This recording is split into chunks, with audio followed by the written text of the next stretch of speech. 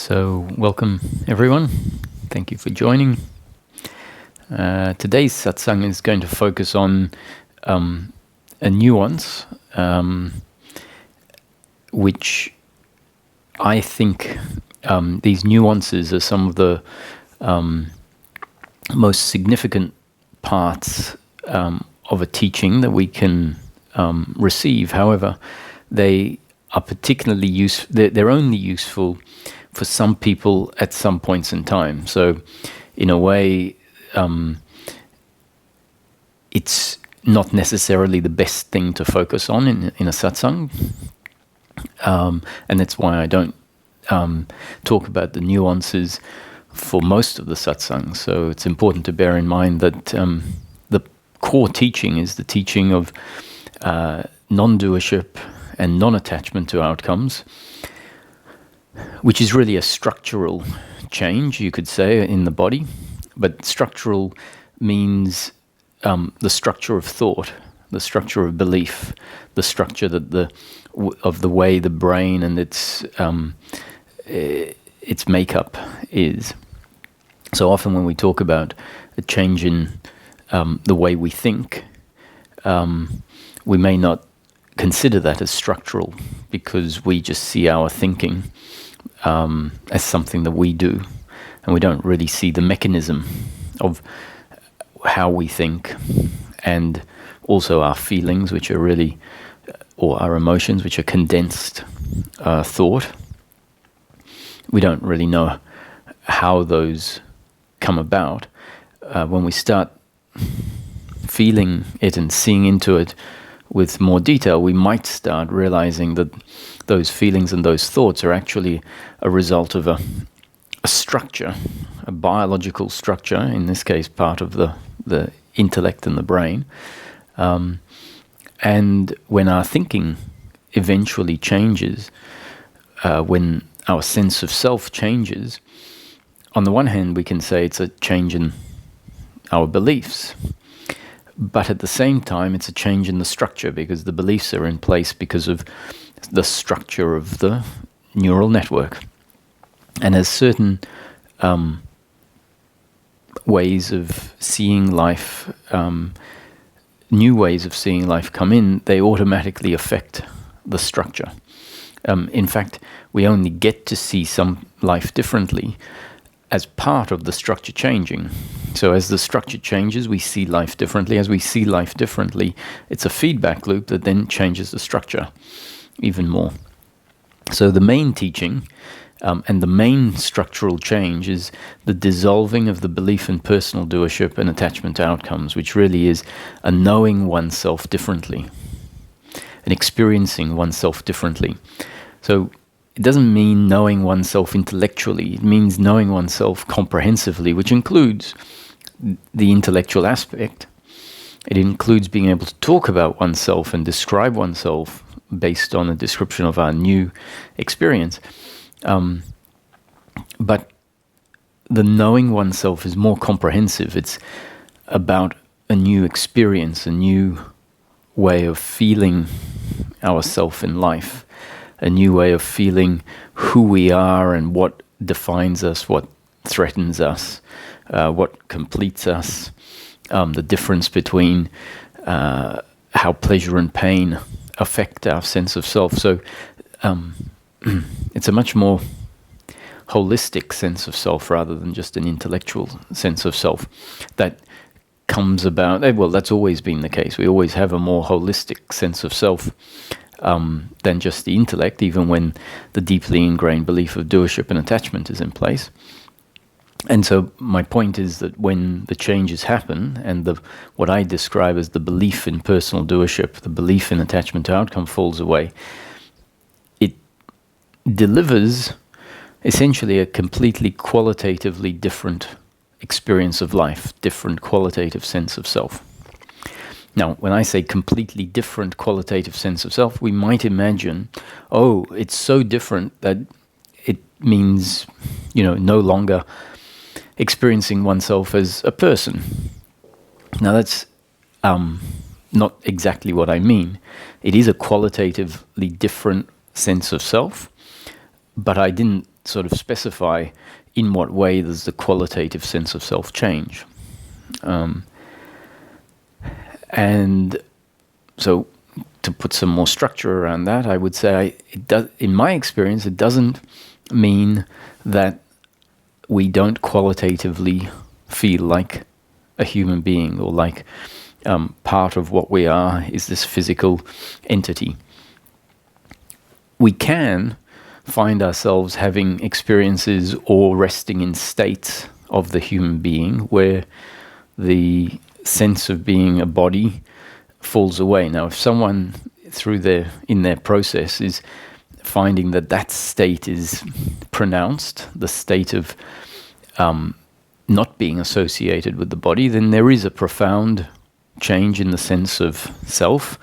There is a profound qualitative change in how we experience life. So that person, for that period of time, will say, well, I didn't feel, or I don't feel like I am a person. I feel like I am formless awareness, witnessing everything, including the body.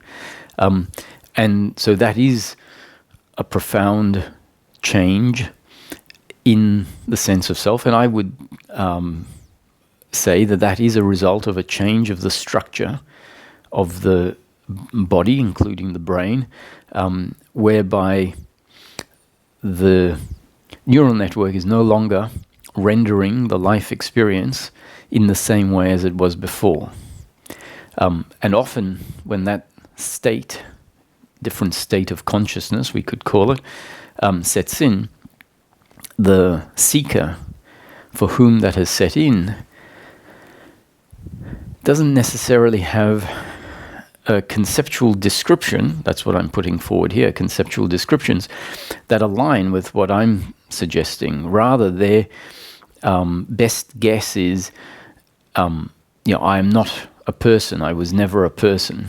I am not the body, I was never the body, because that state of consciousness, which is often referred to as the awakened state, or what an awakening feels like, doesn't give us the feedback that we used to have in the other way that we knew ourselves prior to what we might call awakening. It just doesn't give that feedback. The experience of life has been rendered in such a way that the experience is saying you are not the body. It's not saying it verbally. It's in the direct structure and the direct experience. It's being felt. It's constructed to be experienced as if what you are is formless awareness and not the body. Now that usually happens, well, it can happen spontaneously, with what seems like no reason for it to have happened. And then there are seekers who are exposed to certain teachings that are emphasizing this aspect of the formless and describing life using very different, very specific descriptors. And the seeker resonates with those descriptors, and the description of life through those descriptors actually, according to one way that I see it, the causal explanation, that series of events, including being immersed in a specific teaching that will make statements such as, you are not the body, you are formless awareness, there is no time, there is no space, there is no duality, there is no person, you are not the body, it is not your senses that are aware of all of life. Because of an immersion in a teaching like that, the way that we interpret life, what we consider to be real and what we consider to be unreal, changes in us. And that changes the structure. And then at some point, what feels like a movement that has nothing to do with the intellect happens. Now, I'm not saying it has to do with the intellect per se, as in we have thought our way out of the experience of being human, but rather what I'm suggesting is that the experience of being human is a result of the functioning of the brain. So the intellect is an aspect of the functioning of the brain, or one of its functionalities. The brain is responsible for the senses, which are not the intellect, and for many other autonomous movements, and they're not what we would typically call the intellect. It's responsible for creating the whole experience, the whole subjective experience, or at least it's at the center of creating the subjective experience that we have. And the brain, it seems, can be changed by inputs from outside. It's what's referred to as the neuroplasticity of the brain. It is very changeable. It has to be changeable in order for us to learn. So the very fact that we can learn a new language at any point in our life means that the brain has to be malleable organism. The fact that we can relearn how to walk if we have had an accident, and the fact that the brain will sort of create a homeostasis if, let's say, someone loses their sense of hearing. It will adapt other senses to become more sensitive than they might have been when the hearing was functioning. So the whole system is very adaptive. And I would say that awakening and then the different process of enlightenment or liberation, which is different to awakening, is all about change. Positive change in a way, or change that leads to a different experience of self and a different experience of life.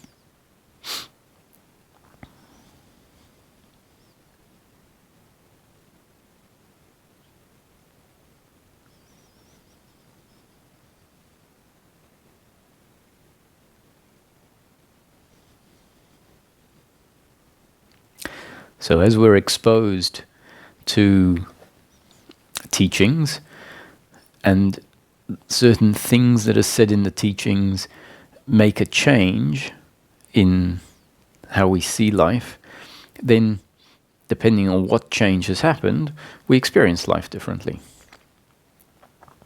And so the teaching that is generally put forward starts off by saying, what is it that we're really looking for in life? And specifically for seekers.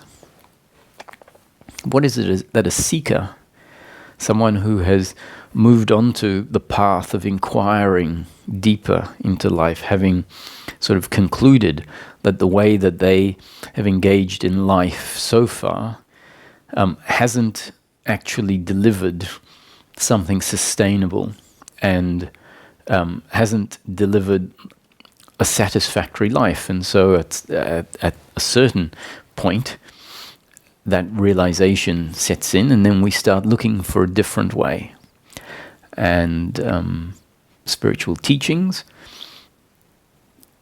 are part of what can bring about change by delivering the required information, which means the seeker doesn't have to do the seeking all on their own from scratch. A bit like if you want to become a cook, it's very useful to get specific information specific to cooking.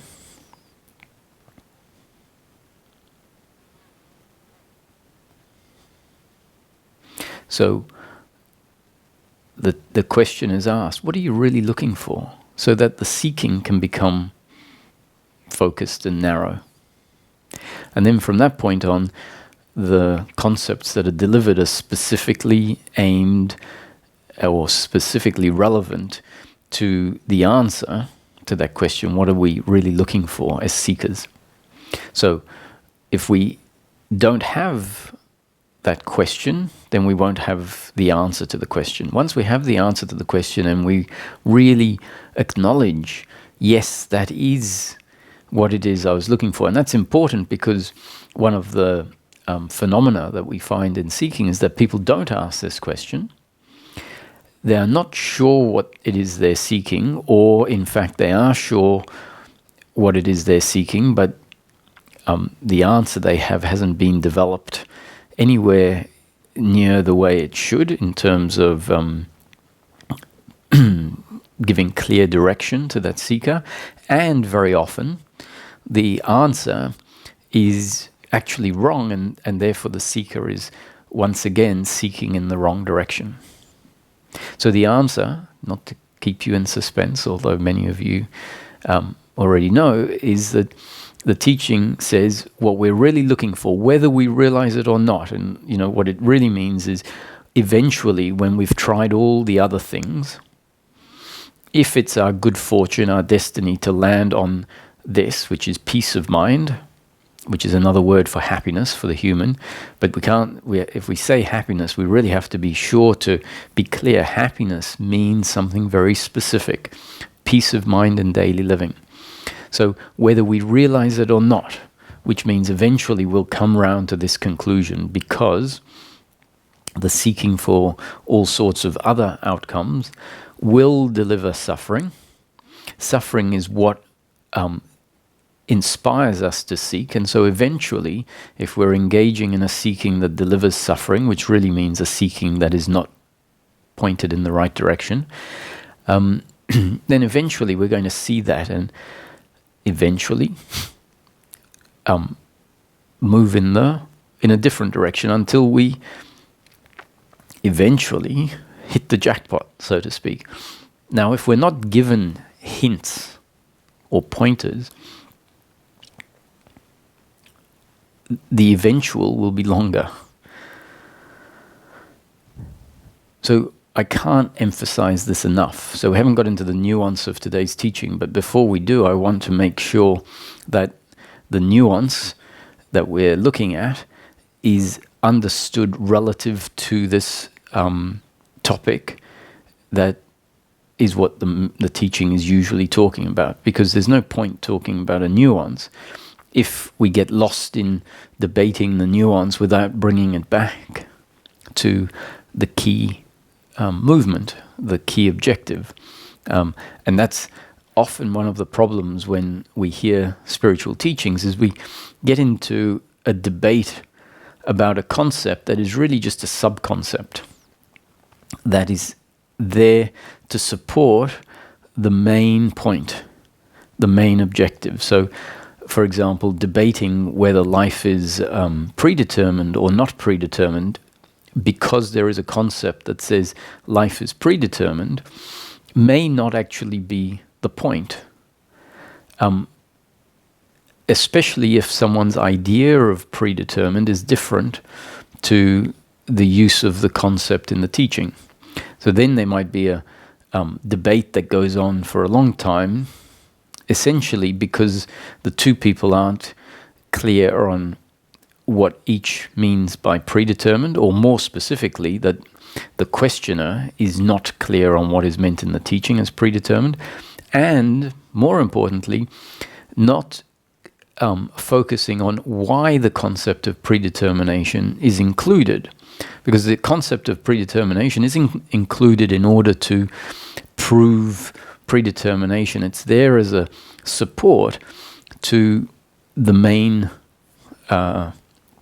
objective. It becomes part of the rationale, part of the explanation. Now, that doesn't mean that the concept can just be wrong, but it means let's see why it is being used, and then once we know why it is being used or what point it's trying to prove, we can then understand what the word predetermined, for example, means in specific context of the teaching, rather than what someone else imagines predetermination to mean. So what I'm getting at here is it's very important to understand and to then be able to ask, if we understand this principle that I'm speaking about, is a lot of the concepts are there as supporting rationale and not in order to argue that sub-concept or prove that sub-concept. So going back to the point of the teaching is really saying we are seeking peace of mind. Peace of mind is the absence of suffering. So if we want a clear understanding of what we're seeking happiness for the human being. But happiness is not to be found in the direction that we tend to look for it, which is we tend to look for it in pleasure. The teaching says happiness is a very specific type of happiness, not happiness through pleasure, but rather happiness through peace of mind. Now, peace of mind is not the gaining of anything, but the falling away of the uncomfortableness, the fight, the resistance that we tend to usually and automatically have towards the flow of life. So the suffering, which is what disturbs peace of mind or what covers peace of mind up, is always attitudinal to the flow of life, attitudinal to circumstance. So what that means is the suffering is not the pleasure or pain of the circumstance. So your suffering is not the pain of a broken arm, it's not the pain of someone you love dying, but rather our attitudinal relationship or our attitudinal or our attitude to the pleasure of pain, the pleasure or pain to the circumstance. Now that's so very, very important, because if that nuance isn't understood, then what we may do is continually try to change circumstance and overlook the fact that what is making life so unbearable, so uncomfortable, so unacceptable is not the fact that bad things happen in life, but that our sense of self, our structural makeup that includes who we believe, but I mean believe on a very ingrained structural basis, who we believe we are, and therefore how we interpret the flow of life based on our sense of self, which really means what the flow of life is felt to mean about me. And generally with this attitude of doership and attachment to outcomes deeply ingrained in the system, not something we created. We didn't sit there and say, oh, I'm going to, of my own free will and volition, insert a belief that says what I am is something dependent on outcomes being pleasure, pleasure, pleasure. And when outcomes are pain, pain, pain, then I am less than complete. We didn't consciously sit down and create that sense of self. Why would we? It doesn't make any sense. It clearly means that we are going to be uncomfortable and feel threatened and feel incomplete based on living in this life, because this life is never going to be pleasure, pleasure, pleasure, pleasure, but rather a mix of pleasure and pain. So that structure, including this deeply ingrained sense of self, was something that life put in place as part of our development, part of our very impersonal growth. And what I mean by impersonal growth means, the body develops, our lungs develop, our heart develops, our brain develops, our arms and our legs, our skin color, our hair. It all evolves from the point when the sperm and the egg come together, and then the growing of the organism following a unique and divine blueprint. And I use the word divine, meaning just it's an amazing creative process that got put in place somehow. Not really important how. We just know that these two things come together, sperm and the egg, and then a growth process happens. And it's amazing. And as part of that growth process, a growth process that happens within an environment that has various characteristics to it, the growth is influenced by the new conditioning that the environment delivers day after day after day after day. And so that's how our sense of self got put in place. It grew, not something that we controlled or did. And now that that identity is in place, what arises is a certain output, which we can call suffering, And when we look at it, we see it's always got to do with our attitude towards what is happening. So if someone doesn't deliver what they said they were going to deliver, they effectively steal something from you by not fulfilling the terms of the deal. They take something away, put you into a hardship situation. Right? The standard response is, I hate you. You hurt me. That is an attack. And so the attitude that arises, an attitude of resentment, of blame, of seeing the other as a separate entity that is hurting me and attacking me. And so the sense of self, which is contained in that arising of the suffering, is a sense of self that feels very uncomfortable with the other, and ultimately it's an uncomfortableness with itself, or an uncomfortableness with life. But all of it really feeds back, when we really look at it, is an uncomfortableness with oneself. And when the structural makeup of who we are, and in particularly these beliefs that we are something that we're not, when they fall away, there are still going to be situations when someone doesn't deliver what they said they were going to deliver, and it still delivers the same hardship.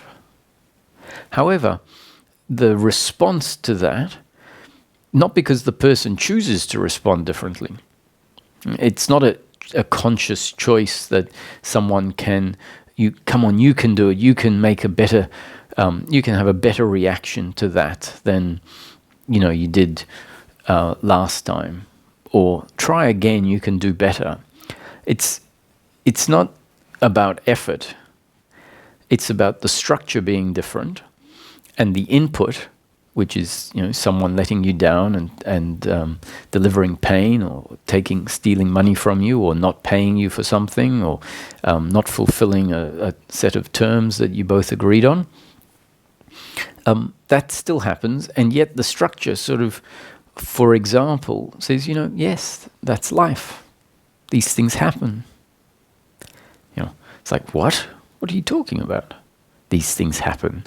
Well, they might happen, but they shouldn't happen. The structure, the identity that has changed doesn't agree with that. What do you mean they shouldn't happen? We're in life, and life is sometimes going to deliver pleasure, and sometimes it's going to deliver pain. And so in this case, when someone hasn't delivered what they agreed to deliver to me, that's just life delivering pain. And it's pain, and that person is being used as the instrument through which my destined pain is being delivered. It's not a way of seeing life that is independent of the person's genes and up-to-date conditioning. It's a direct result of their genes and up-to-date conditioning. And if their up-to-date conditioning included the new conditioning from a spiritual teaching that reminded them and asked them to investigate for themselves, is what you are at your core really affected, really attacked by the fact that someone has delivered pain in the moment to you?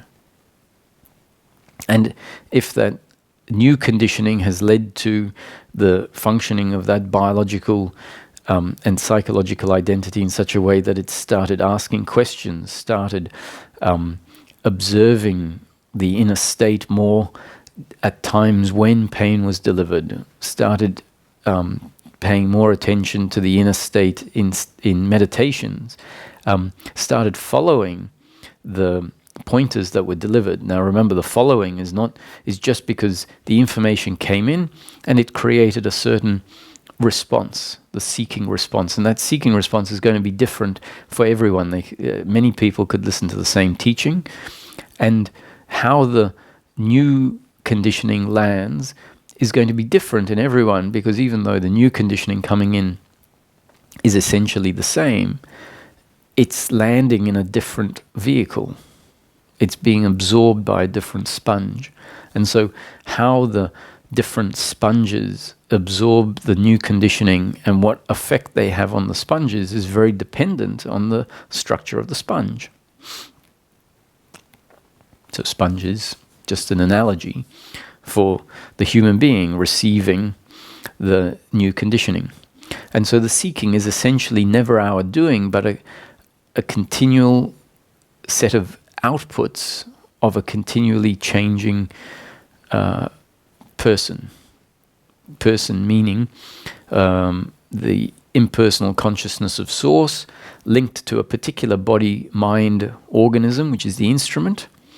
An instrument with its very specific genes and up-to-date conditioning means the thinking will happen a certain way, the preferences will be different to another instrument, the senses will be different to another instrument because some instruments will have better eyesight or better hearing or different muscle capacities to others, so the activities that can be undertaken will be different through each of the different instruments. And all of that difference is based on the biological entity that we are, which is really the instrument through which the impersonal consciousness of source functions. And the experience we have, which is the combination, is what we could call personal consciousness. And so if you wrap a circle, if you want, around all of those things, the impersonal consciousness of source linked to the body-mind organism, which is essentially genes and up-to-date conditioning, and the personal consciousness output, that to me is what the person is. That is the human being. Now that human being will have the belief in personal doership and attachment to outcome, if that's contained in its genes and up-to-date conditioning, or you can have a human being, a person, where the belief in personal doership and attachment to outcome has dissolved. One human being will experience life with an overlay, an additional heaviness or load of guilt and blame and pride and worry and expectation. And the other human being, the human being where the belief in personal doership and attachment to outcomes have dissolved because life has essentially changed its structure, will still experience life as the pleasures and pains that are happening and being experienced by what I am, which includes the biological, physical aspect. Right? Still have to do in each moment exactly what the circumstance requires of it, and given the circumstance, the body will function a particular way, so that will keep happening. And yet, the attitude to life is such that the suffering doesn't arise. And when that happens, we will realize that's all I've ever been looking for. Because the very nature of the absence of suffering means no resistance on a psychological level. There will still be biological resistance if, an animal is biting you. You are going to resist the animal. You're going to move back. You won't just stand there and allow the animal to bite you and hurt you and say, what I am at my core is untouched by the flow of life. Biologically, there is an intelligence, a sensibility that will resist the pleasures and pains of life to the extent that it can in order to try and deliver its preferences. So its preference in this case is not to suffer the damage and experience the pain that the, let's say, wild animal is inflicting, and to fight, which means a resistance. But attitudinally, the story of how dare that animal do that to me? Why did that happen? My life is one where I have no hope. I'm always getting into these situations. I'm really useless at life. So this whole narrative simply won't be there if the belief in doership and attachment to outcome has fallen away. The situation will be experienced as, you could say, an unfortunate situation, a painful situation.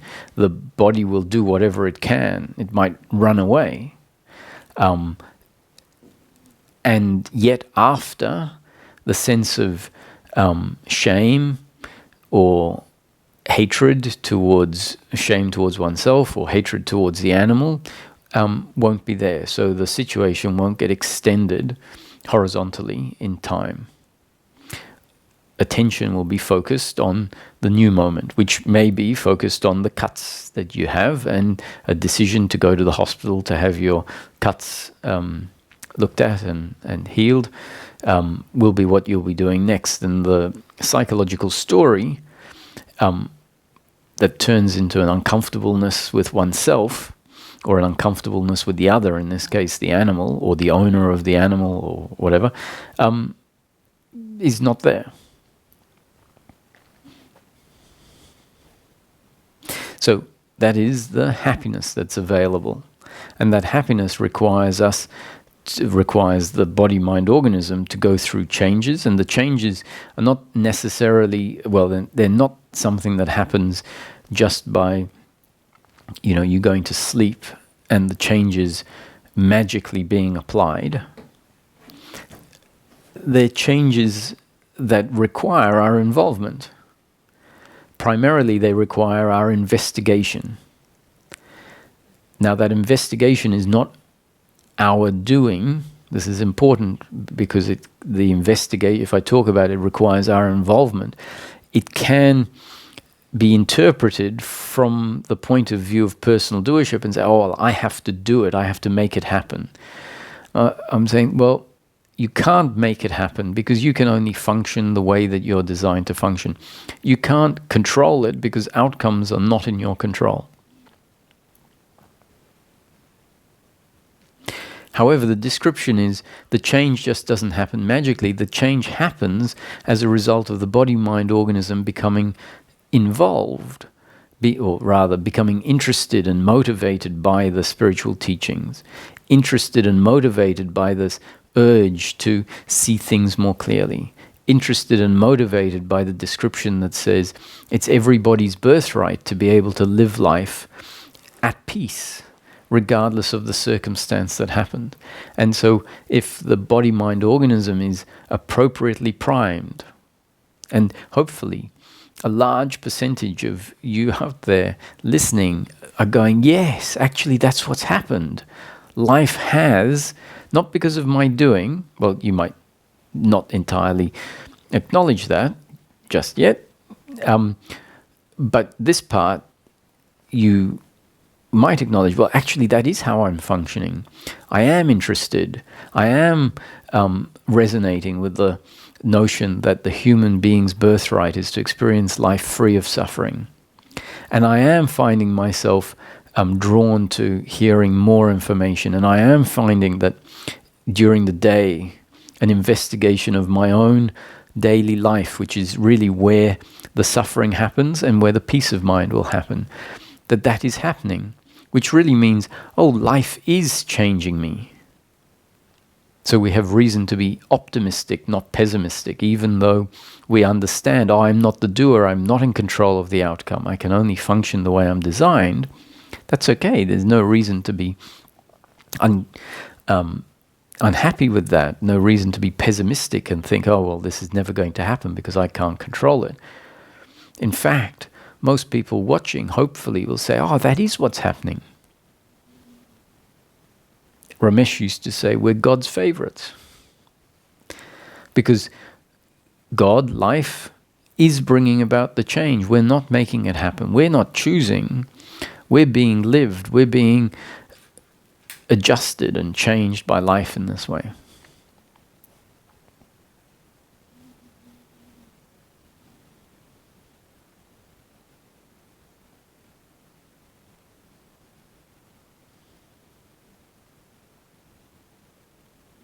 So the peace of mind sets in when the working mind, which is the functional part of our intellect, the thinking that is not suffering. The thinking that is suffering is referred to as the thinking mind. It's the belief in personal doership and attachment to outcome, which is part of our genes and up-to-date conditioning, a very specific type of conditioning. When that functions, when the story about being a victim, the story about myself and the other as separate, independent doers that require pleasure, pleasure, pleasure in order to be complete, the story of guilt and blame and pride, worry and expectation, all of that is the thinking mind in action. And it's attitudinal to circumstance. The functional mind, what we could call the working mind, is thinking. It's part of thinking, but it's not thinking that includes in it this uncomfortable sense of self. So it's like someone says, oh, I think that that table will look nicer in that corner. That's functional thinking. It doesn't create a sense of uncomfortableness with oneself. The thinking that works out what time you need to call a taxi to get yourself to the airport on time, given the distance from your home to the airport, and how long before the plane you need to get to the airport, etc., how much money you need to take away on holiday. All of that is part of the functional mind. It's thinking, and it doesn't disturb our peace of mind. So that's another pointer, another nuance, and this distinction is very important.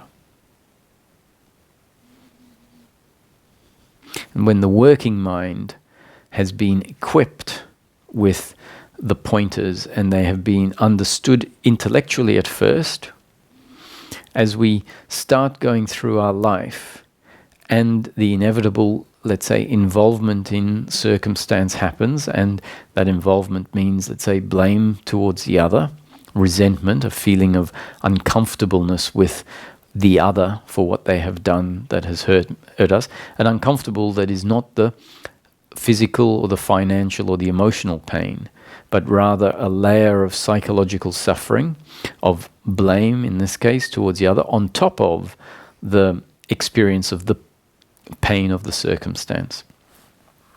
When that happens, the working mind might see it, might go, there's a change in my experience where before that happened, there was the absence of suffering.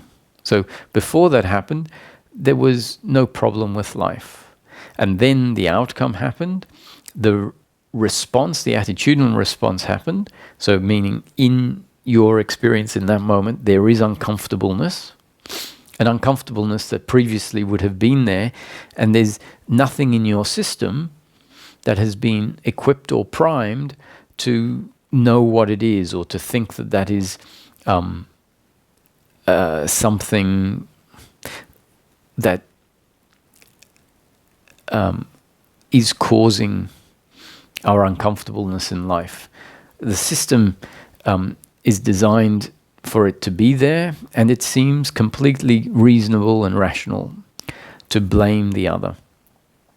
Once the working mind has been equipped and it starts to understand that, yes, this is attitudinal to the circumstance, it's based on seeing the other as a separate doer, it's based on assuming that they could have functioned differently to the way that they did, which when we look at it is really just a disconnect from understanding that in a particular circumstance, the human being will act exactly the way they are designed to act. And then the working mind can cut off the thinking mind, where the thought might arise, actually, they're not the doer and I'm not the doer. And the story can subside.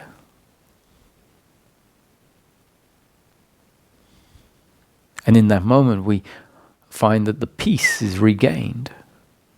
And we find that the circumstance hasn't changed. They've still done what they've done.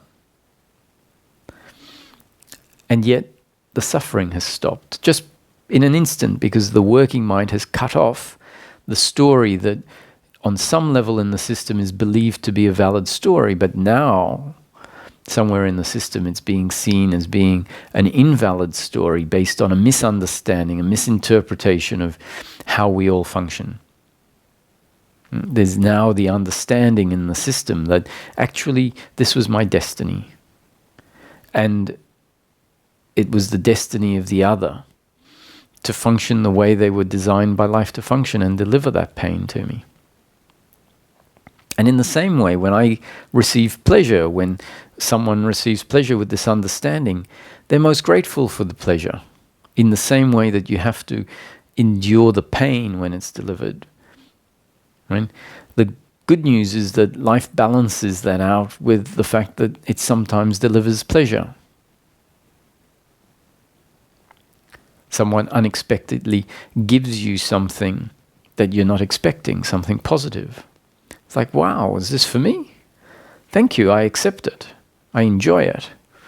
So the enjoyment of the pleasure is there, just like the pain of the pleasure is there. But the story, the psychological, attitudinal story that creates a feeling about what this means about me at my core isn't there, because what we have instead is a connection to our core that is developing as part of the seeking, a connection where we can find ourselves resting, even in the face of the pleasure or pain.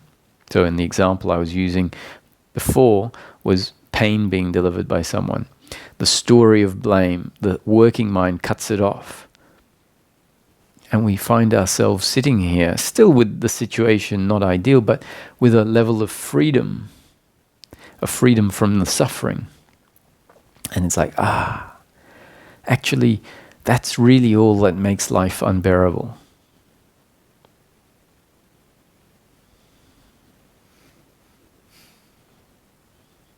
So what was the nuanced thing I wanted to talk about today? It requires us to look at other teachings again. Not in a way, so I have to say this because often when people hear two things, or about two things that are different, the automatic way that we tend to need to process that is to make one better than the other. One good and one bad, maybe. One valid and one invalid. Right? Now, I'm not talking about things, even if I did say one is not good or not good and one is good, that isn't talking about the validity of them in life or the invalidity of life. So someone who is driving very fast in a street and it's clearly dangerous, I might say, that's not great. That is unsafe driving. Now, that doesn't mean that my attitude to that person and that action is to invalidate it from life. As soon as I do that, I'm in resistance with life. I'm saying, I can't be one with this. However, if I'm clear in my thinking and say, what I'm saying is that is not good relative to a specific benchmark. The benchmark of children's safety, for example, or the benchmark of the wildlife that I know exists in the area and across the road, and I see a driver driving erratically and faster than the speed limit, for example, and know that if an animal runs out in front of him, there could be an accident, or worse, a child runs out in front of him and there could be an accident. Well, worse. So relative to the benchmark of safety, I can say that is not great, that is not good. But attitudinally, I understand that the benchmark of safety is very different to the benchmark of life.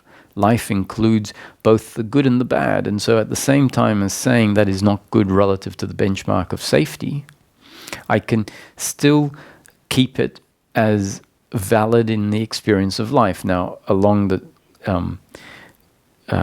rationale in this teaching, it's because I would see that everything is happening as part of the whole, and that driver is not separate from life. They have always been connected to life. They have been grown by life, and the way that their genes and up-to-date conditioning is in this moment means that their thinking doesn't seem to include the consequences of their actions, or maybe doesn't recognize the consequence of their actions. Maybe some impulses that are arising inside of them override any capacity to consider not driving that way. And so with that understanding, I see that that is life unfolding. And yet, I can still say that is not great. Now, so to be able to say that's not great, we need to be able to hold two understandings simultaneously. They're not contradictory. I'm not saying that that is good, but in the same way as saying that is bad, I'm not feeling or interpreting it as it is separate from life, or should be separate from life, shouldn't be like that. Because if I say it shouldn't be like that, then I'm essentially saying, creating all sorts of separation that doesn't really exist, and insisting that life be different. So my attitude then would be insisting life be different. So this nuance comes in here in Shakespeare, or in one of Shakespeare's plays. I think it was Hamlet. Shakespeare writes, now let's see if I get this right, it's Hamlet's Thoughts, authored by Shakespeare, and he says, there's no such thing as good and bad, or no such thing as good or bad, except thinking makes it so. So what he's pointing at there, and this is the nuance I'd like to focus on today, because certain spiritual teachings do this too. And once again, even though I use the example here about the driver and saying, well, that's not good relative to the benchmark of safety, for example, in the case of comparing teachings, I'm not at all even saying that the teachings that I say are bad. I'm saying that all teachings, well, not necessarily all, but many teachings that are different, are completely valid teachings. Not only valid in life because they're there, but actually are very good relative to benchmarks that are important in the teaching process. So what I need to do is focus on some non-dual teachings. Specifically, it's the Neo-Advaita teachings that take this approach. And the Neo-Advaita teachings have essentially looked at a very narrow segment of the Advaita teachings, the Advaita Vedanta teachings, and focus on delivering that, because focusing on that sort of narrow part of the Advaita Vedanta teachings can bring about very significant change. Now, they won't bring about well-rounded change, but they will bring about important change. And then something else, some other teaching can come along and do some of the well-rounding. A well-rounded teaching may not be as efficient at bringing about the important change as the narrow teaching. So let's go back to the Shakespeare quote. There is no such thing, or nothing is good or bad, except thinking makes it so. Which really means life is what is. So it just is. It isn't good or bad, it just is. Good and bad comes into existence when we think, when we conceptualize whatever is happening through our framework of thought. And so intertwined in what I'm speaking about here is the notion of relativity. So we could say that that is a big rock. And when it's next to a small rock, we could go, yeah, someone might say that's a true statement. That is a big rock compared to the rock that is the size of my fist, So the rock that is that size is a big rock. Now, if you go and put that rock that is that size next to a rock that is the size of a house, it's not such a big rock anymore, relatively speaking. So what this concept is pointing at is that we call something big only because we label it as big, and our labeling is relative to something else. And if we drop the labeling, if the thinking about something relative to something else falls away, then the teachings are trying to point out that it isn't big or small, it just is. And the Shakespeare quote was pointing at the same phenomena, which is, until you call it good or until you call it bad, it doesn't inherently have that quality. So another example that is often used is to do with cultural phenomena. That in one culture, eating certain foods would be considered bad, and in another culture, it's considered a religious ritual.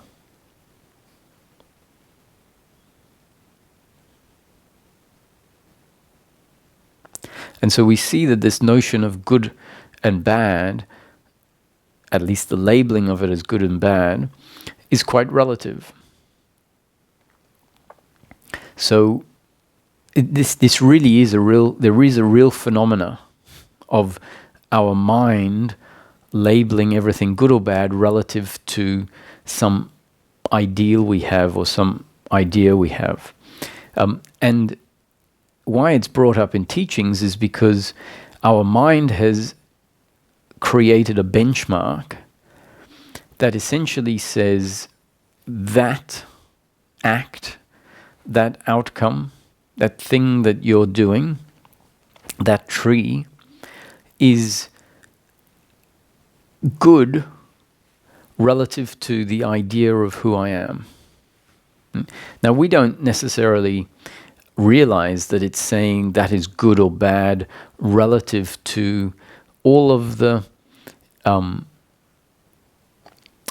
belief systems that exist in this particular entity that is observing the phenomenal world. What we tend to see or experience is the consequence of our thinking process that sees what's happening as good or bad. And it's very much that movement is very much linked to the suffering that we experience in life. It's like the belief about who we are says, I need things to be pleasure, pleasure, pleasure. And we have an idea of what pleasures we would like.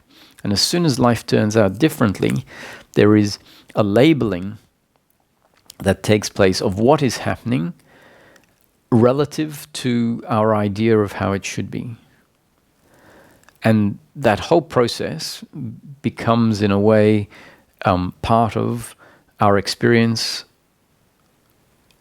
of who we think we are, which really is this layer of our experience of life that is consistently there, and it creates a conceptual sense of self. So doing this, or being told about this, that the mind does that, the mind labels everything, and it creates a duality where in fact there is a non-duality. It creates a duality by labeling the chair a chair and the tree a tree.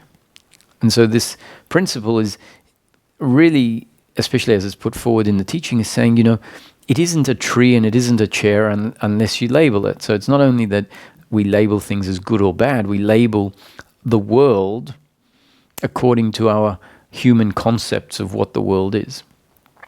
So we label a chair and a tree and a bird, and the teachings are trying to tell us that actually life exists as something independent of our labeling of it. Life exists independent of our conceptualizing of life. And the more that you conceptualize life, which is habitual in us, the more that we only see life through the lens of concepts, we miss the reality. We miss the reality which is described as non-duality. For as long as we know life as duality, and the teachings will tell us that the duality is created by our intellect labeling things as separate objects. So non-duality means not two. Non-dual, not two. Duality means many, more than one. And I'm sure many people on the spiritual seeking path, especially on the Advaita seeking path, and this teaching is an Advaita teaching, have heard that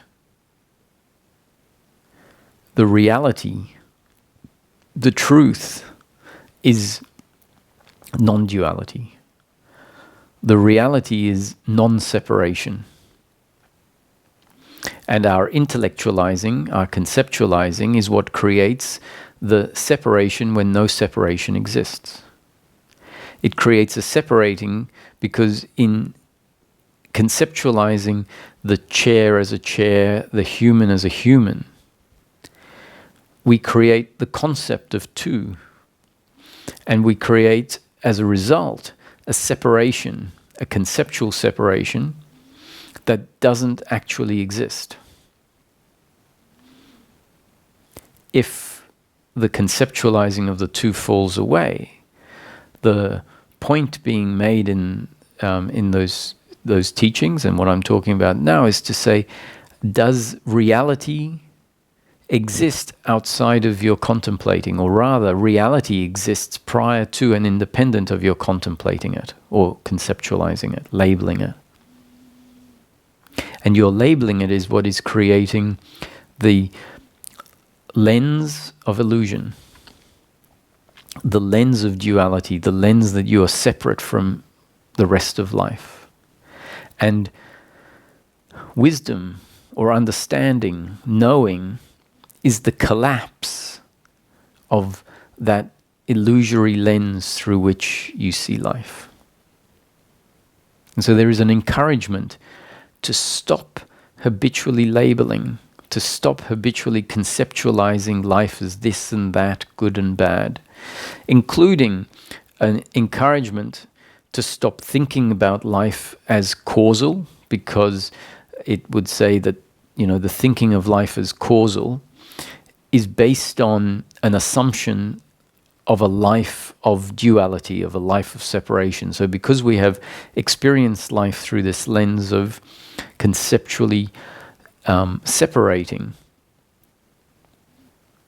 a life experience that is really in reality non-dual and includes no separation, includes no pleasure or pain, includes no good or bad, includes no duality or non-duality, which really means, so we're talking about a duality that is created in thought and a non-duality, and even that becomes a set of concepts that creates two. And so the teachings will say even beyond the notion of duality and non-duality. So what does that mean, beyond the notion? It means stop thinking of life as anything. Just stop thinking.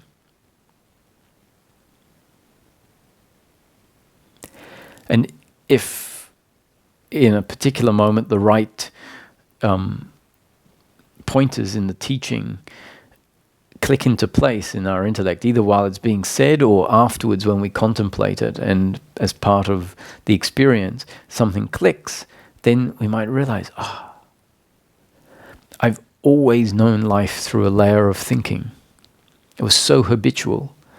And so the teachings are trying to tell us the truth, reality, the absolute, is the nature of life, and we keep reducing it down into something relative by including a sense of self that is relative and including comparisons that are all relative to each other and relative ultimately to the one that believes they are observing life.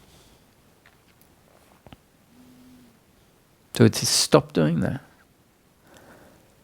And if you stop doing that, if the stopping happens, then reality will be known for the first time. That's what awakening is. It's like an awakening to the reality of life. So the encouragement is stop even conceptualizing teachings as causal. The truth is that causality is just a concept in your head.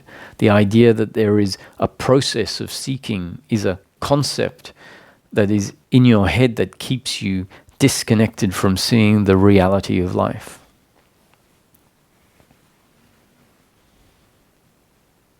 Stop reinforcing and ingraining further the illusion that has been set in place.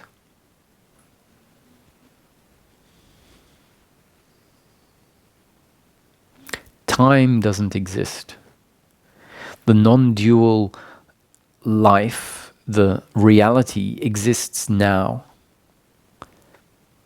It has never existed other than right now.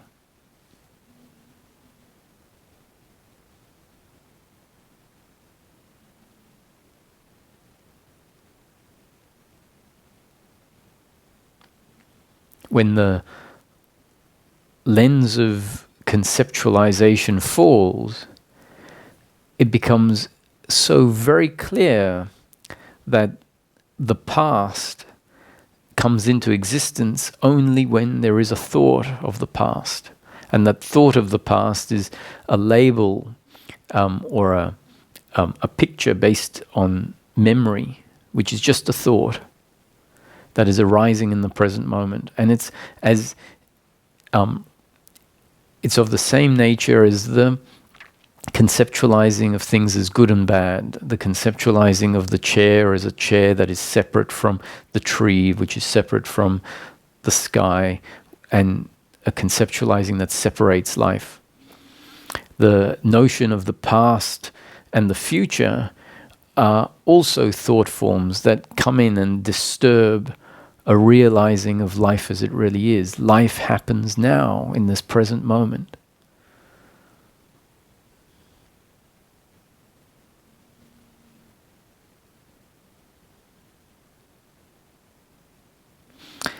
And as the various conceptualizing, which is this way of reducing the oneness down into what it's not, creating a sense of self which is not what we are, as that conceptualizing is seen to actually be a layer that is being applied through our thinking, and then glimpses of moments when the conceptualizing isn't what is used to experience life.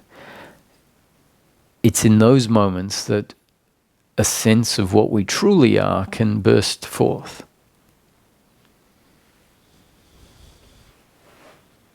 And that is described as awareness. But the reason it's described is not so that we try to imagine it or conceptualize it. It's not there for us to say, oh, I am not the body, I am formless awareness. That would just be another concept. It's described in the hope of the description being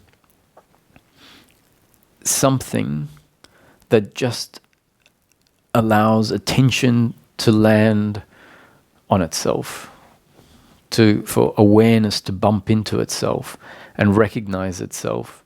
And ironically, just the hint that we're given in the teaching, the concept that says what you are is formless awareness, not to be used as a concept to know oneself as formless awareness, but just it being there might be a component that is important in order for awareness to recognize itself prior to any concept of awareness being what we are.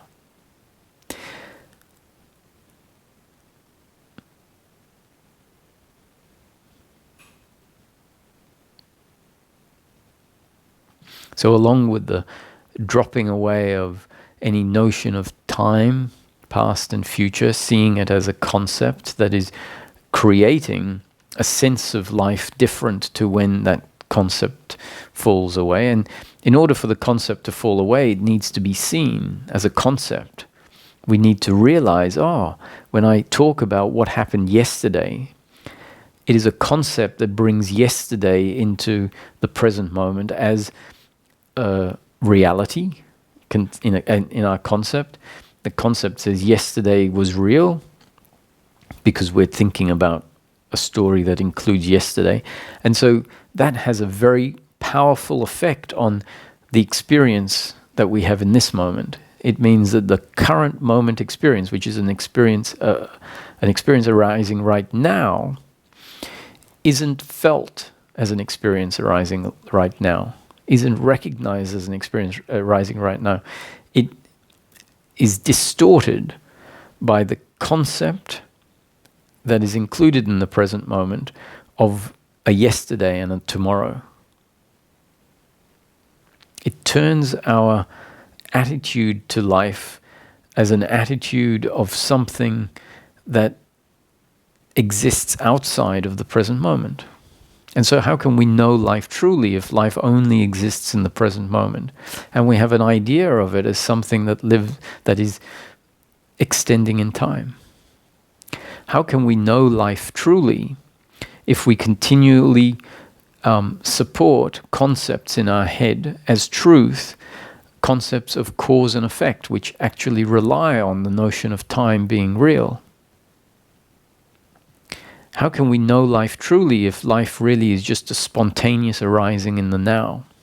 If we think it is something that brings about outcomes because of causality?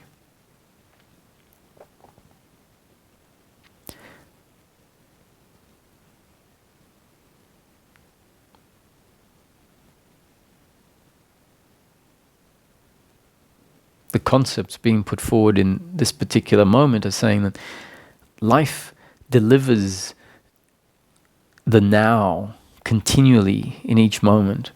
And what happens now has nothing to do with some imaginary past.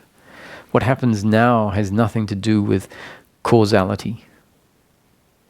So stop seeing things as causal and start seeing them as spontaneous arisings in the present moment.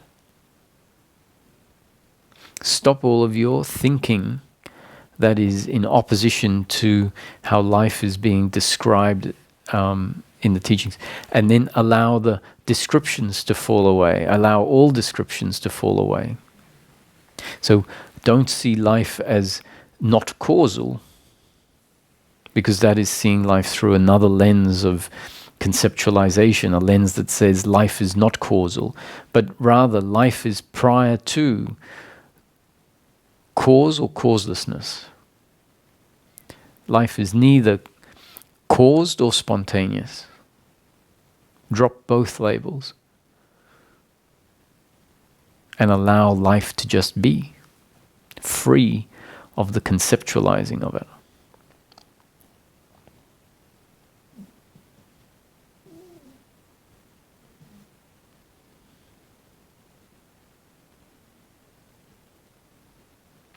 Practice this, because doing it for 30 seconds is not what it's about. It's not about, do it and then either find yourself bored with it or see what is being pointed at and then revert back to continually labeling life. But it's something that needs to be experimented with, often what might happen as we start to see the layer of our concept that is, in a way, from this perspective I'm speaking of, distorting the reality, saying that there is a me and the other. Because as we start to experience life free of concepts, the sense of self changes radically. The sense of self becomes that which is aware of the oneness of life, the non-separateness of life, that which is aware of the body as just part of the content in the present moment.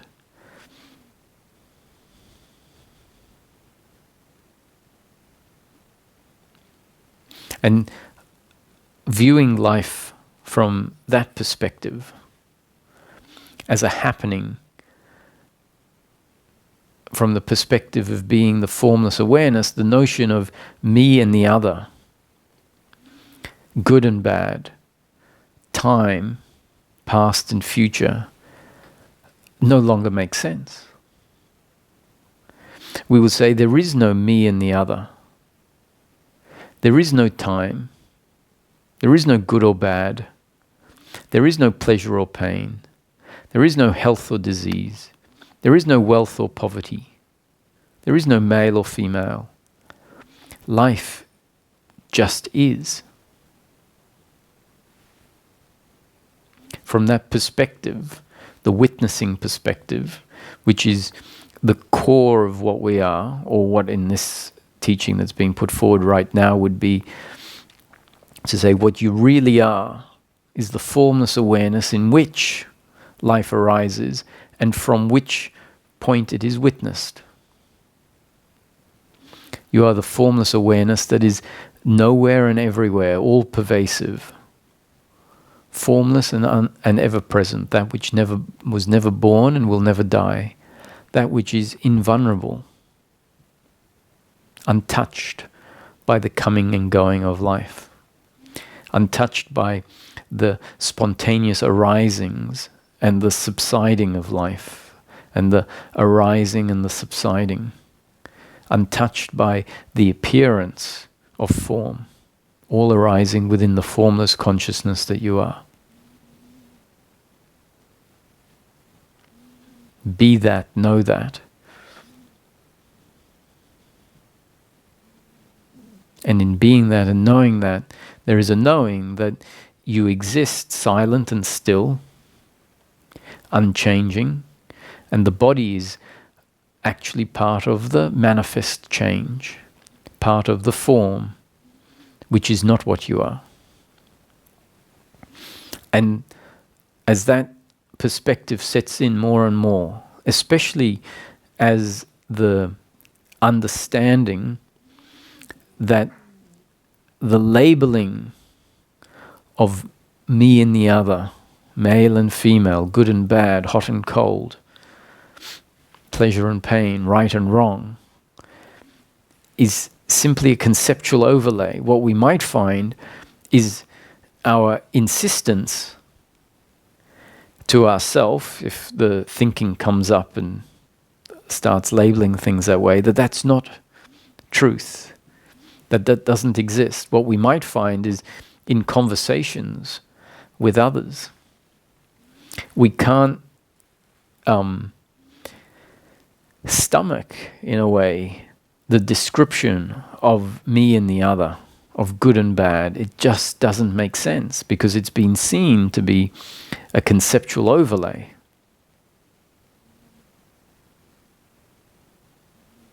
So we can no longer talk in that language. We can no longer hear that language as being anything other than ignorance. We may feel compelled to point out when someone is seeing life and describing life from a dualistic point of view, point out, no, there is no such thing as pleasure and pain. except thinking makes it so. There is no such thing as me and the other. That is just a concept that is not seeing life as a spontaneous arising, as a non-dual whole. There is no such thing as time. You're referring to the past as if it's real. Stop. It doesn't exist that way.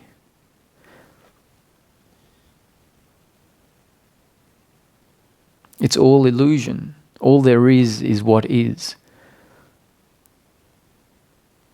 What is means it just is, free of labels.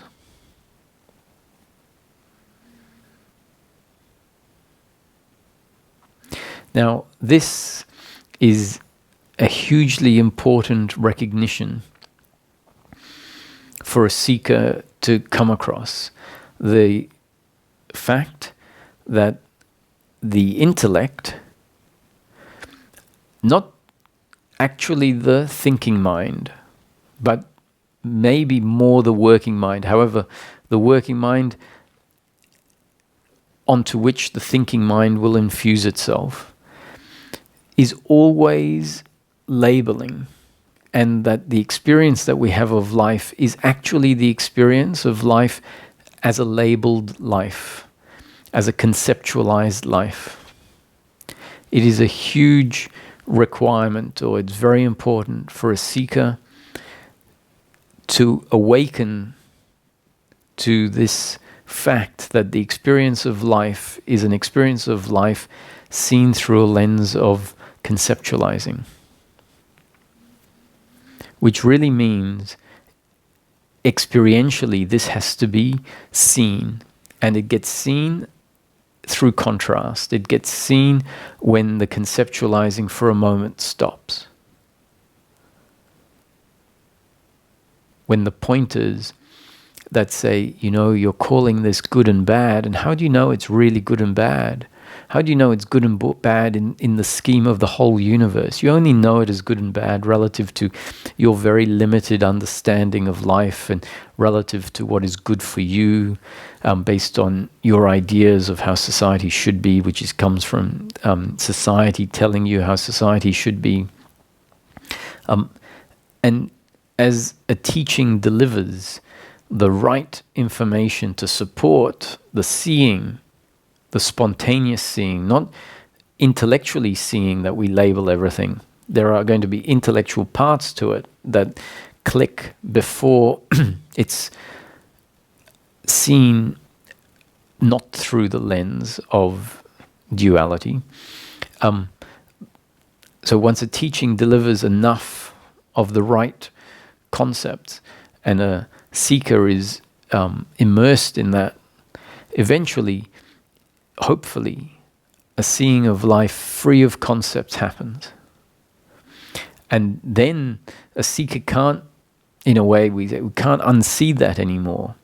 The layer that was there and that may return from time to time is now seen as being a layer. And so the movement that allows a dropping out of that conceptualizing can happen more and more. Now, what we also see is that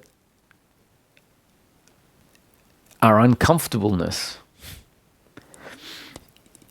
exists on the conceptual level. When that conceptualizing falls away, we find there simply isn't the capacity to feel uncomfortable for as long as that conceptual lens remains disabled. And in the contrast, which is experiential, we see that as soon as we drop back to not labeling life, which means to not thinking about life, not conceptualizing life, not having a story about life,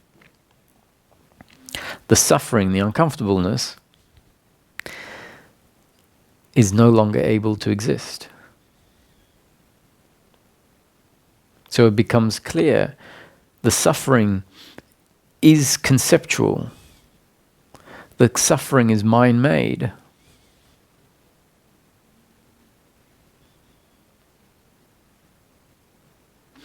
And so a seeker has its own encouragement to not think. To not think about life as having a past and a future. To not think about life as me and the other. To not think about good and bad.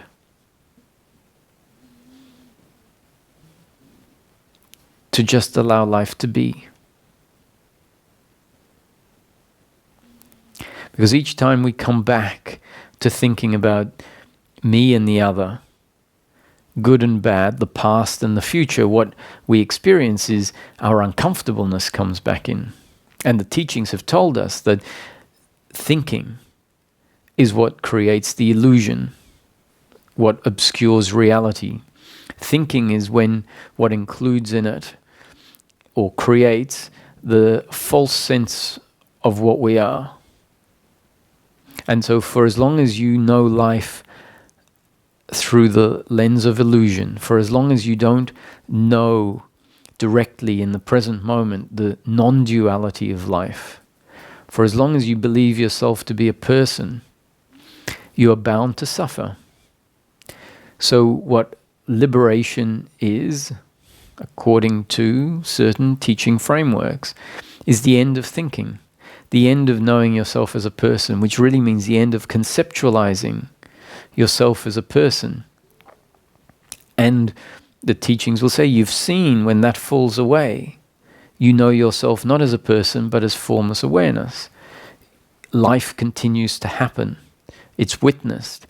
And the suffering is not there.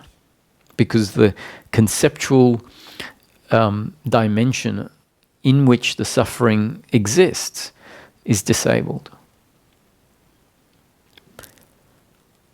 And so we're encouraged to not think about life in the old ways.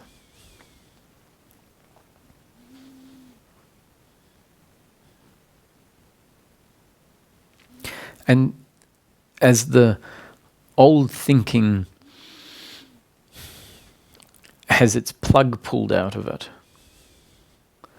what tends to fall away, what tends to diminish is the habitual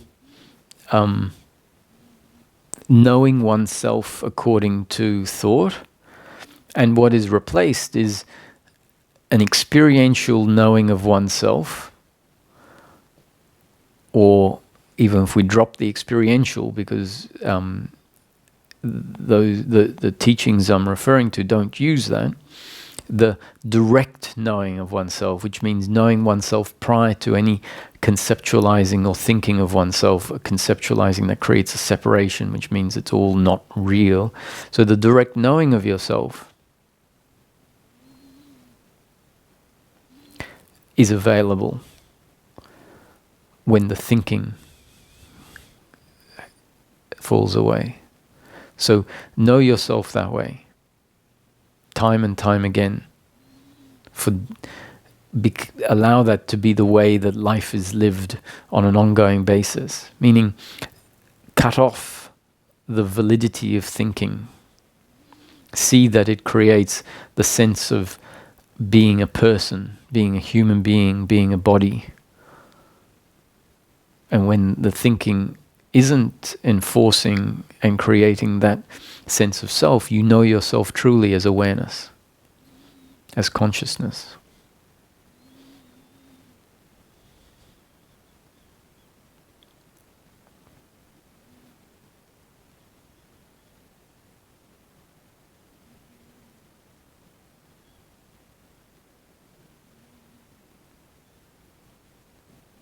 Now, that teaching approach is very, very powerful and very useful. It will deliver the same blows over and over again, blows to our thinking that supports suffering. Suffering, when we describe it according to the teachings of nondoership and non-attachment, which are a little different to the teachings of awareness and the absolute. The suffering is described as guilt, blame, pride, worry, and anxiety. And the guilt, blame, pride, worry, and anxiety is an attitude to what is happening in life, an attitude that says, you, the other, are the doer that is delivering pain to me, and that is an attack on who I am, or I am the one that didn't function well enough, and therefore the outcome wasn't good enough, so I should hate myself. And so this teaching of non-doership and non-attachment describes suffering as being relative to the doer and to attachment to outcomes. Now, if we go back to the teaching that says stop thinking, thinking is an error. Labeling is an error. Conceptualizing life is an error. We see that you can't possibly have a story of doership or attachment to outcomes. You can't possibly maintain the story that says, I hate my boyfriend or my girlfriend for doing what they did, which is an attack on who I am, if we keep coming back to the experience, the knowing of life as it really is, outside of thinking. Because the suffering exists as a narrative, which is thought, based on what happened in the past, what might happen in the future, seeing the other as the doer. Now, we can't conceptualize any of that if our faculty of conceptualization has been muted and disabled. Muted and disabled because it has been described as ignorance. It has been described as that which creates the impression and the idea of many. Whereas, in fact, life, when seen free of that set of lenses, becomes known as being a singular arising in consciousness.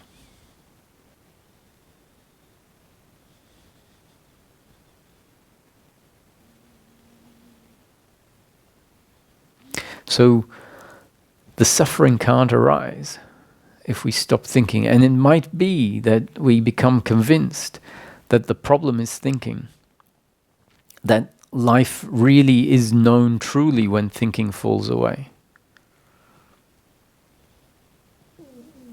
And if that becomes what sets in, then the human being that has been affected by the teachings, the human being that has absorbed the descriptions that say life is, there is no such thing as this and that. There is no such thing as pleasure and pain. There is no such thing as Roger and the other. If that has become believed to be the truth, then the movement will be towards keeping the thinking out of the experience of life. Not necessarily as an active doing, but as a result of a new conditioning that has happened to the body-mind organism. Now, here's the rub. That thinking is not ignorance. The faculty of thinking is not something that can and should fall away in our experience of life. What I've just said doesn't invalidate the other teachings, and it doesn't make them wrong. I truly, truly have a great respect for that teaching. And in fact, if necessary, if in a particular situation, a seeker was in front of me, it would be what I deliver. And in fact, in today's teaching, I've emphasized that aspect because and asked for those who resonate with it to practice it, not just for 30 seconds, but just to allow life to be seen without the lens of thinking, and to recognize that there is a lens of concepts. That's an essential realization along the way. It needs to happen, but then it needs to become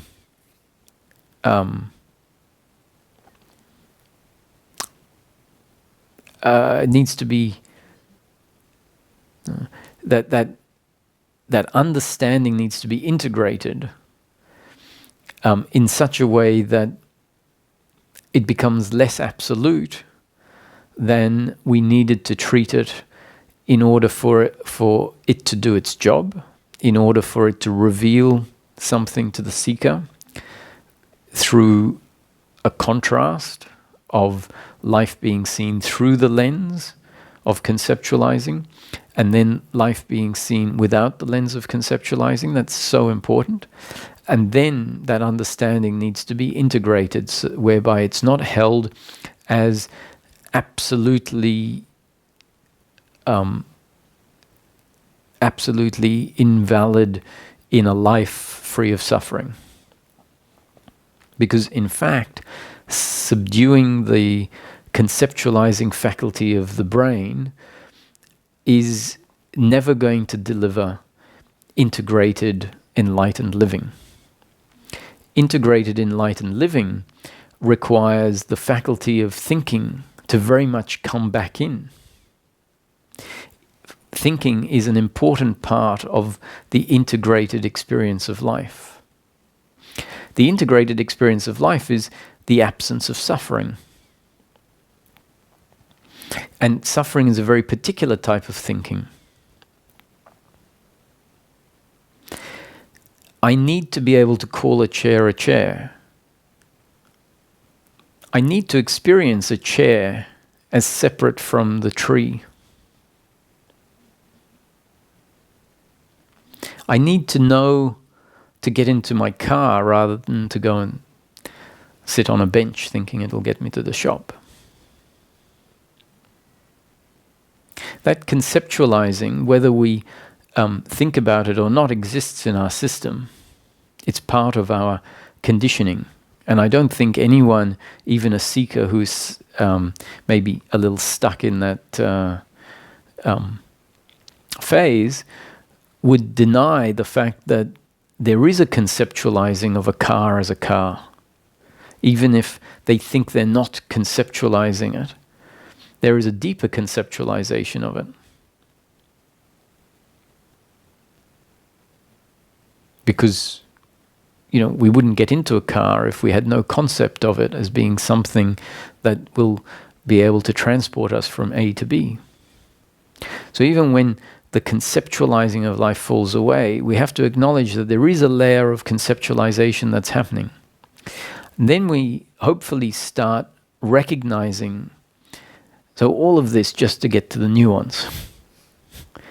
Start realizing that there is such a thing as pleasure and pain without the thinking making it so. Without the thinking making so. So Shakespeare said there is no such thing as pleasure or pain, or there is no such thing as good and bad, except that thinking makes it so. And now I'm going to point out that what the teachings are pointing at is a very important, or using is a very important methodology, but what they say is not absolutely true. This is why I often say that whatever is put forward in a teaching is not the truth. Any teaching, it's a concept, and it's a concept that is powerful and useful relative to a certain point, as in relative to making a certain point, relative to a certain objective. If we think that a concept that is put forward is somehow all-inclusively accurate, that's just an error of our thinking.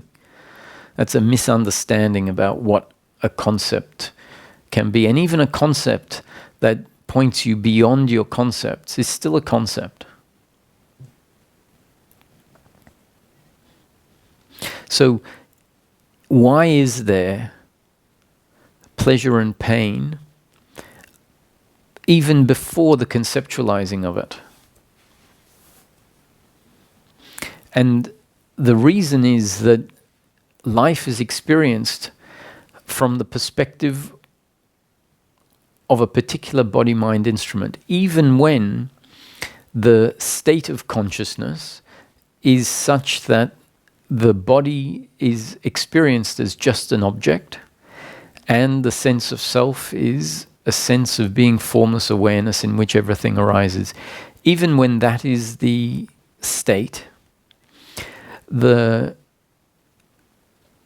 experience is an experience that in large part still continues to be an experience from the perspective of a particular body-mind organism. It might not feel like it, but if someone were to put a blindfold over the eyes, the awareness that feels like it is aware from outside of the body would become aware of an experience of life that includes no more of the visual aspects that were there when the body wasn't blindfolded, which demonstrates experientially, not conceptually, but experientially, that the experience, even though it feels like it is being awared from a point outside of the body, is still actually an experience from the perspective of the body, meaning that the body is the instrument through which life is being perceived.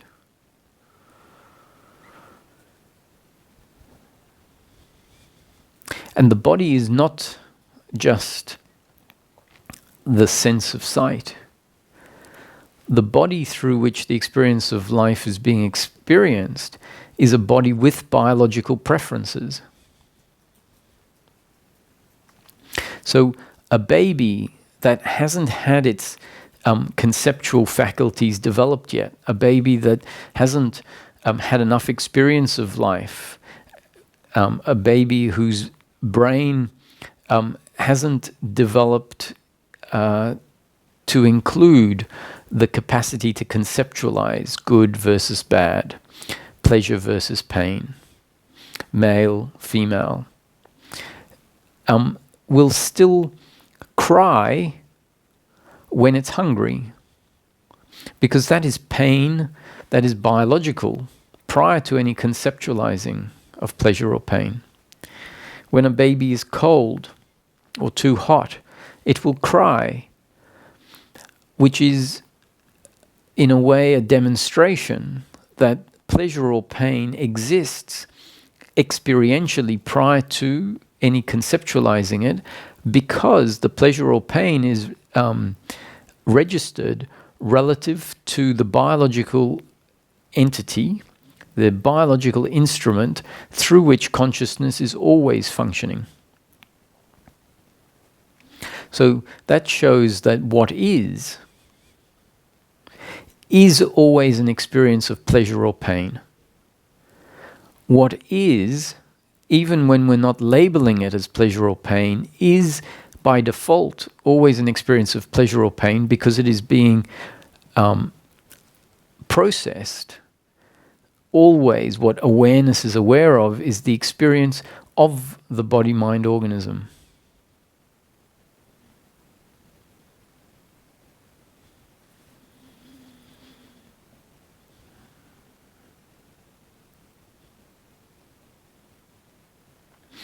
If we were to experiment with this and put one's finger in a vice and tighten it, you don't need to think about the pain for there to be physical pain. The pain exists independent to your conceptualizing of pain. Now, why we often think that that isn't the case is because what we're told to do is to stop thinking about pleasure or pain, and you'll see that there is no such thing as pleasure or pain. And when we do that, when we stop thinking about pleasure or pain, when in the moment that we're doing it, the reality is that what's there is a life experience, which, as I've said a moment ago, is either pleasure or pain, because it's a life experience perceived and known from the perspective of the body. However, a lot of the life experience, which is either pleasure or pain, is essentially what we would call or could call neutral or very mild, or essentially what we are so very used to, that when we stop labeling something as pleasure or pain, the experience changes such that it feels like it's now free from something that was there when the labeling was happening. And we think that what's fallen away is the conceptually derived pleasure or pain. What's actually fallen away, if something does fall away, is not the pleasure or pain. The pleasure or pain is still actually there in the experience, but because it's mild, it's not sensed as pleasure or pain. I can assure you, if your finger was in a vice and it was being squeezed, and you stopped thinking about the pleasure or pain, that particular pleasure or pain in this case, is intense enough that biologically it's still going to be registered. However, when we do this exercise, usually our finger isn't in a vice, experiencing an intense pleasure or pain. And so something falls away and we think there is no pleasure or pain in life. It's just that it's mild and so it's not registered. What's fallen away is actually our suffering, which is the psychological story that exists about a pleasure or pain that might have happened 2 minutes ago. So when we drop the story, we feel a relief. And we see there is no such thing as pleasure or pain. That's because the pain may have happened 2 minutes ago. The story, which is the attitude towards the pleasure or pain, extends horizontally in time. So the stimulus is no longer a painful stimulus.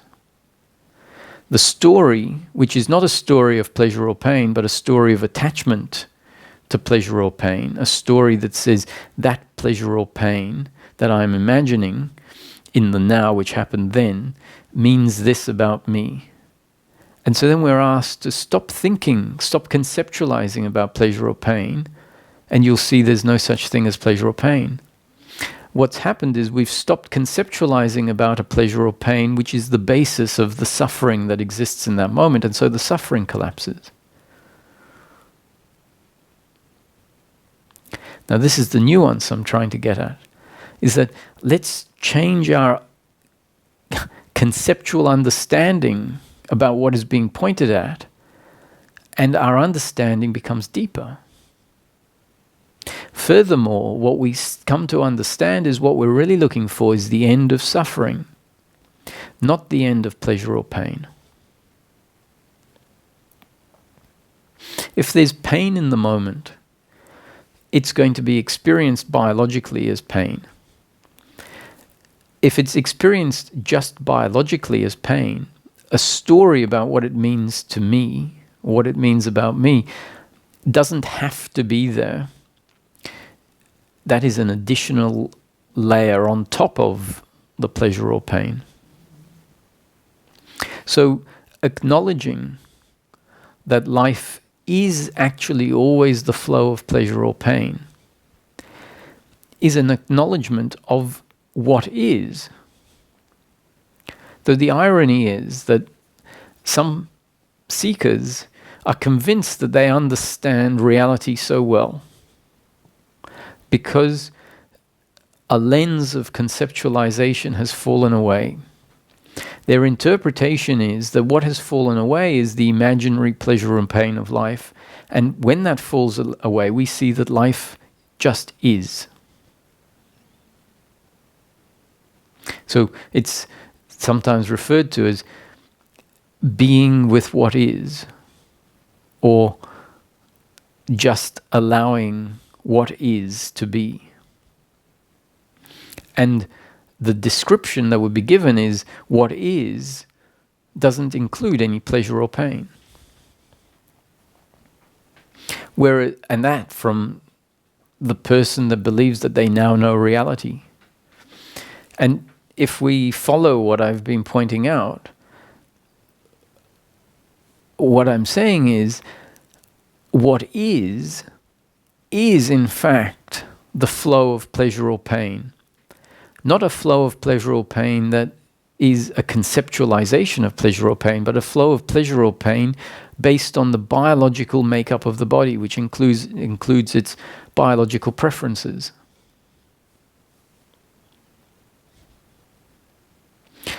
So allow what is, but know what is. That's what the word "what is" implying to know reality, to not distort it.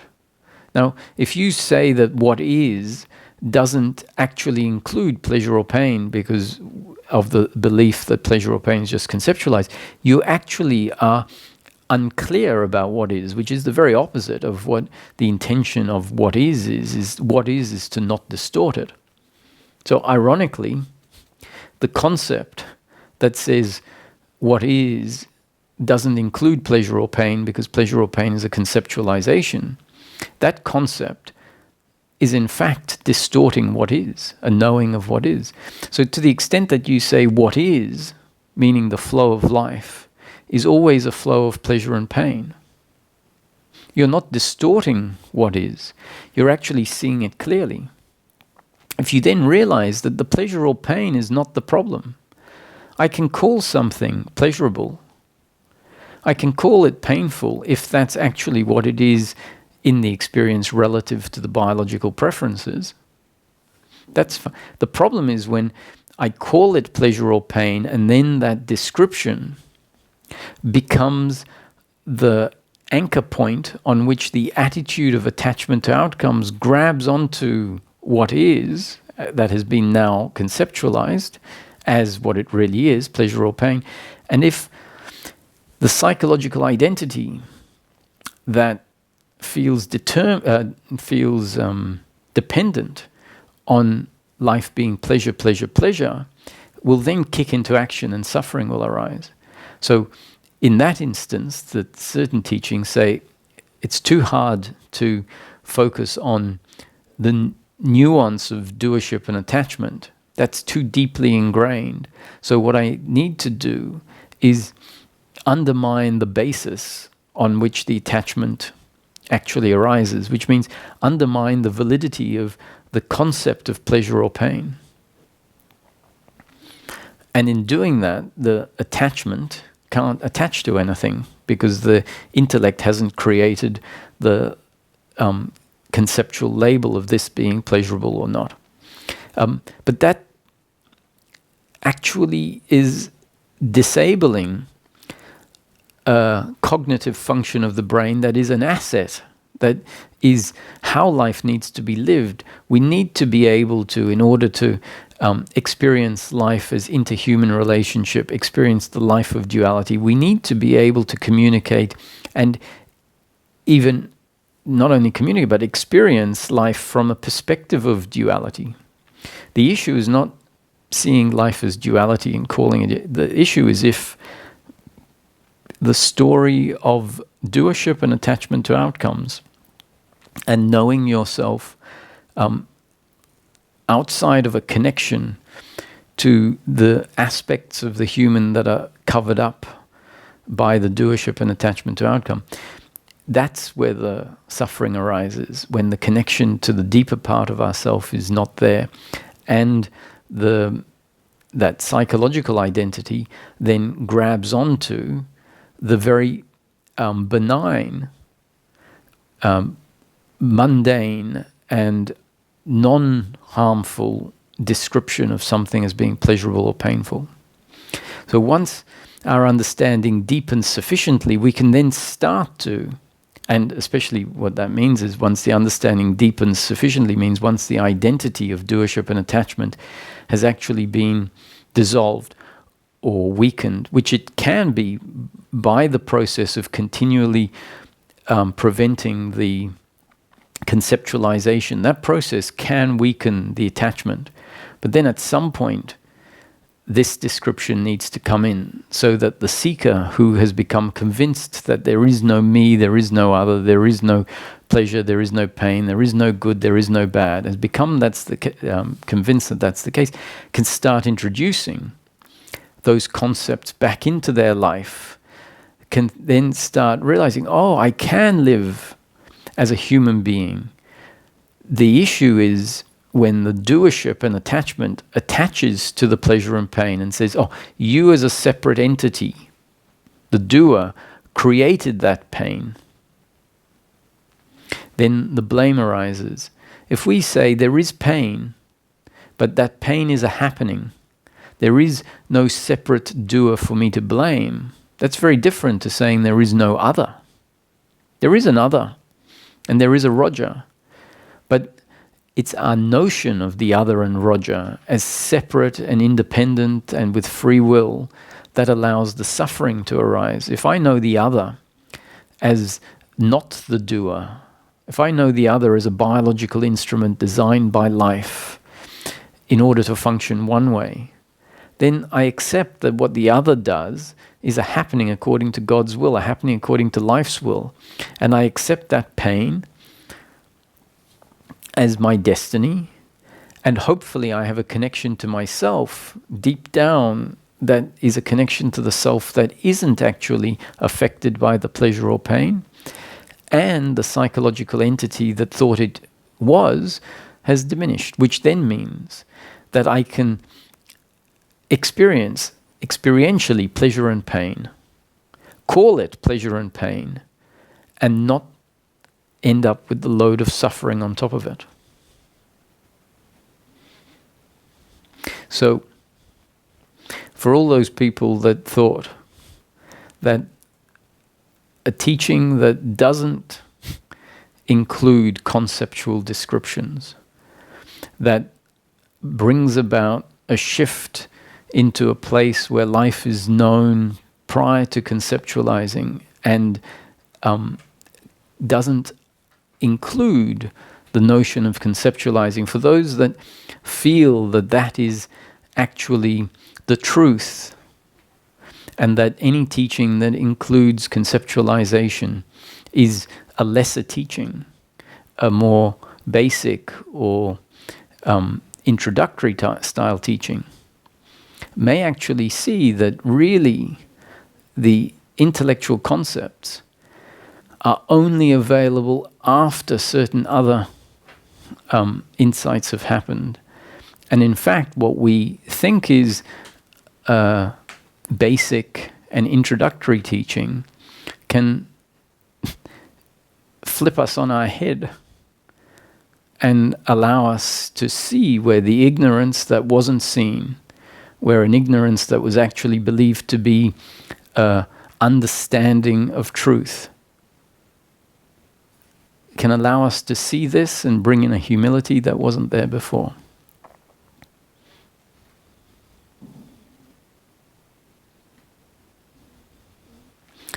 There are several other of these nuances that are nuances that are very important but only get to be introduced at a certain point that I'll talk about in subsequent satsangs.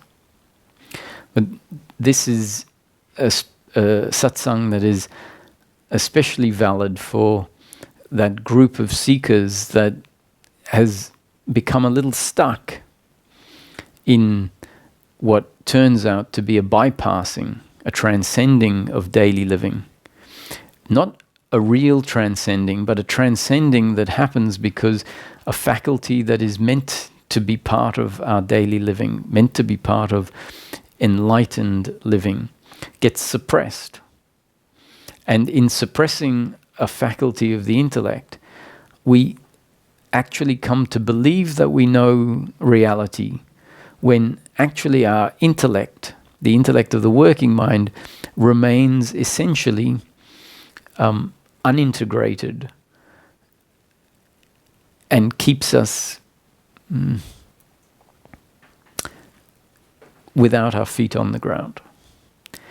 It means that an understanding that what we're really looking for, peace of mind in daily living, doesn't get appreciated, and what tends to be emphasized in that seeker's seeking, which tends to go on even though supposedly the truth has been seen, what tends to be emphasized and perpetuated is the notion that liberation, enlightenment, is the knowing of life as non-duality, knowing oneself as formless awareness in which everything arises. So the reason that in experience there is separation, in experience there is distinction between a chair and a tree and a car, and there is time and there is space, because memory arises, and memory is also something that is not meant to be suppressed. Memory is only suppressed temporarily because it too is part of the suffering dynamic, because it brings in a memory of the past where painful situations happened, and then the attitude of doership and attachment gets intertwined in the memory. So we're encouraged at a certain point to see memory as ignorance. We don't want memory to fall away. Imagine if your memory fell away completely, you wouldn't be able to function in life. What we need is for memory to come in, to still be there. We don't choose that, actually. You'd have to keep suppressing it for memory not to come in. It's always going to come in. It's part of the faculty of the intellect that needs to be there in order for integrated living to be there. We need to be able to conceptualize in terms of the past and the future. What we don't want is to conceptualize about the past and the future and then have our attachment to outcomes and our doership create a story about the past and the future. We need to be able to live as if time is real, as if separation is real, because that's what the experience creates. If the experience is just left to its own devices, meaning the human being doesn't include certain conditioning that suppresses faculties of the intellect, then memory will be there. And it's not a problem. Causality is how life presents itself consistently. The story of life that presents is consistently a story of cause and effect. And it's not our conceptualizing of it that makes it a story of cause and effect. It's the experiential unfolding that reveals cause and effect. It's our conceptualizing that says it's not cause and effect that has the power to get us to turn the cause and effect that actually is there and call it apparent, not real, or at least not real on this level. So on the level on which we live, daily living, where the body exists, this level of form, that the causality is in fact more real than any other explanation of how things happen. I'm not going to say, and I wouldn't say that it's the truth, because we can see life even from a daily living perspective in such a way that causality is seen not to be how things unfold. However, that's one of several positions, and in other positions, which are no more real or unreal than the perspective of spontaneity, which is where causality is seen to be less real, causality from another perspective is seen to be the way things unfold. And when we just allow life to be after integration has happened, and we're not preferring one position over the other, my experience is that we get dragged down onto the layer of daily living. We get dragged into the body, and we find, life is meant to be lived from the perspective of the body. And from that perspective, time has a certain reality. Causality has a certain reality. In fact, much more of a reality than the absence of those things. because of where integrated living drags us to live life from. So I had hoped that my talk would go for about half an hour and then we could ask questions. But so as not to drag the talks out too long, I think we'll hold questions till tomorrow. Tomorrow, in fact, I'll just open it up to questions about today's talk. I think it's an important topic, and questions will pad the whole thing out.